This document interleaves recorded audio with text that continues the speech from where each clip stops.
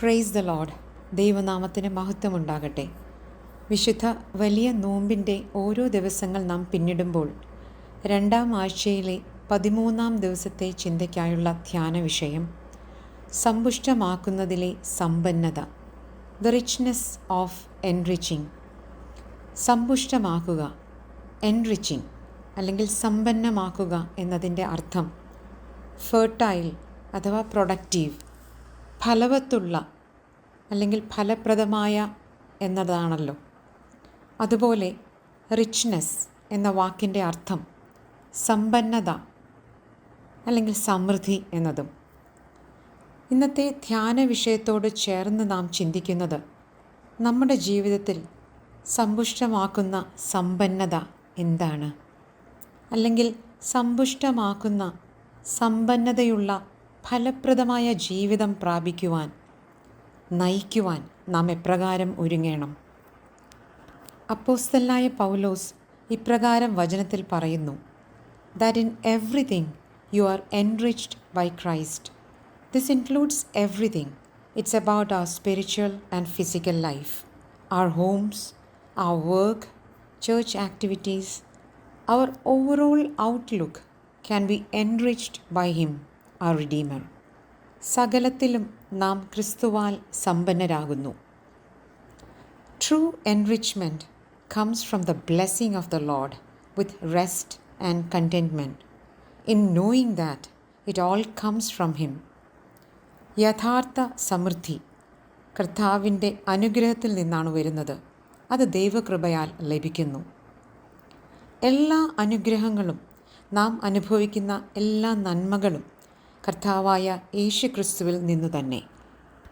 ദൈവമുൻപാകെ നന്ദിയോടും തൃപ്തിയോടും പരമാർത്ഥ ഹൃദയത്തോടും ജീവിക്കുമ്പോൾ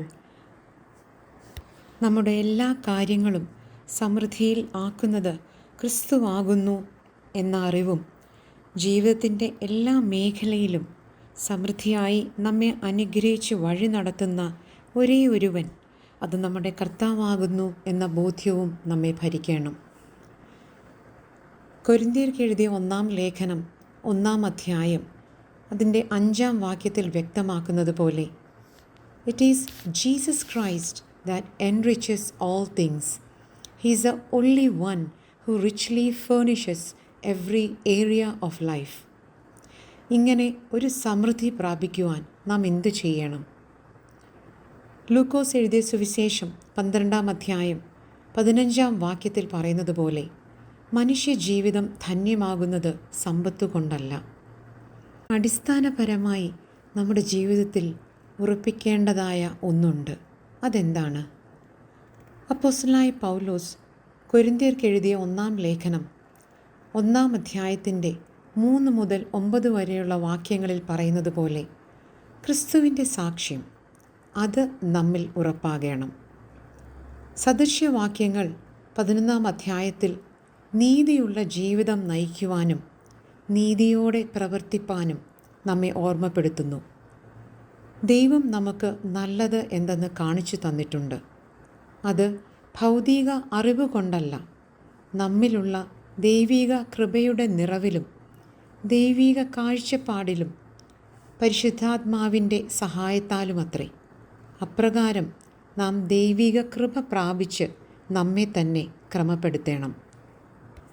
ഇയ്യോബ് മുന്നറിയിപ്പ് നൽകുന്നത് പോലെ, നിന്റെ കൈകൾ അകൃത്യം ചെയ്യുന്നുവെങ്കിൽ അത് നീക്കിക്കളക. ക്രിസ്തുവിൽ സകല വചനത്തിൽ സകല പരിജ്ഞാനത്തിൽ നാം സമ്പന്നരാകണം എന്ന് അപ്പോസ്തലനായ പൗലോസ് നമ്മെ ഓർമ്മപ്പെടുത്തുന്നു. അങ്ങനെ നാം ഒരു കൃപാവരത്തിലും കുറവില്ലാത്തവരായി നമ്മുടെ കർത്താവായ യേശു ക്രിസ്തുവിൻ്റെ പ്രത്യക്ഷതയിൽ കാത്തിരുന്ന് കർത്താവിൻ്റെ നാളിൽ കുറ്റമില്ലാത്തവർ ആകേണ്ടതിന്, അവസാനത്തോളം ഉറപ്പിക്കേണ്ടതിന്, ക്രിസ്തു യേശുവിൻ്റെ കൂട്ടായ്മയിലേക്ക് വിളിച്ച വിശ്വസ്തനായ ദൈവത്തിൽ നാം സമ്പുഷ്ടി കാണുക, സമ്പന്നരാകുക. ലൗകിക സമ്പന്നതയും ജ്ഞാനവും പ്രാപിക്കുക എന്നതിനുപരിയായി നിത്യജീവൻ പ്രാപിക്കുവാൻ പ്രാവർത്തികമാക്കേണ്ട പ്രമാണങ്ങൾ ലൂക്കോസ് എഴുതിയ സുവിശേഷം 18-ാം അധ്യായം 18 മുതൽ 30 വരെയുള്ള വാക്യങ്ങളിലൂടെ നമ്മെ ഓർമ്മപ്പെടുത്തുന്നു. ഇപ്രകാരം ഈ നോമ്പുകാലത്ത് ക്രിസ്തുവിൽ നമ്മെ തന്നെ ഉറപ്പിച്ച് നമ്മുടെ ജീവിതങ്ങളെ സമ്പന്നമാക്കുന്ന, യഥാർത്ഥ സമൃദ്ധിയിലേക്ക് നയിക്കുന്ന സമ്പുഷ്ടമായ ജീവിതം സ്വായത്തമാക്കാം. അതിനായി ദൈവം നമ്മെ ഏവരെയും ശക്തീകരിക്കട്ടെ, കൃപ ചെയ്യട്ടെ. ആമേൻ.